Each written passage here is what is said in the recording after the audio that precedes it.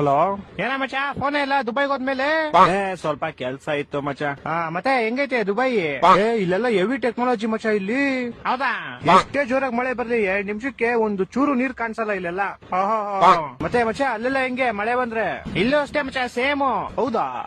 ಎಷ್ಟೇ ಜೋರಾಗಿ ಮಳೆ ಬಂದ್ರು 2 ನಿಮಿಷ ರೋಡೇ ಕಾಣಿಸಲ್ಲ. ಅವಾಗ್ಲೇ ನಮ್ ಫ್ರೆಂಡ್ ಹಿಂಗೆ ಸ್ವಿಗ್ಗಿ ಮಾಡ್ತಿದ್ನಾ, ಹೋಯ್ತಾನೆ ಎದೆವರೆಗೂ ನೀರ್ ಬಂದ್ಬಿಟ್ಟೈತೆ. ಅಯ್ಯೋ, ಆಮೇಲೆ ಹಂಗೋ ಅಣ್ಣ ಪರವಾಗಿಲ್ಲ ಅಂತ ಹೋಯ್ತಾನೆ, ಆರ್ಡರ್ ಎಲ್ಲ ಕೇಳ್ಕೊಂಡು ಹೋಗ್ಬಿಡೈತೆ. ಆರ್ಡರ್ ತಿಳ್ಕೊಂಡು ಹೊಂಟೋಯ್ತಾ? ಸರಿ ಹೋಗ್ಲಿ ಅಂತ ಗಾಡಿ ಸೈಡ್ ಹಾಕ್ಬಿಟ್ಟು ಹೆಂಗ ಹೋಗಿ ಕಷ್ಟಪಟ್ಟು ಆರ್ಡರ್ ತಗೊಂಬಂದ. ಇವಾಗ ಗಾಡಿ ಎಲ್ಲೋ ತಿಳ್ಕೊಂಡು ಹೋಗ್ಬಿಡೈತೆ. ಆಮೇಲೆ ನೇತ್ರಾವತಿಯಲ್ಲಿ 3 ಸತಿ ಮುಳುಗಿದಾವಲ್ವಾ, ಆ ತರ 100 ಸತಿ ಮುಳುಗಿದ ಗಾಡಿಯಲ್ಲಿ ಸ್ಟಾರ್ಟ್ ಆಗ ಸಿಕ್ಕಿಲ್ಲ.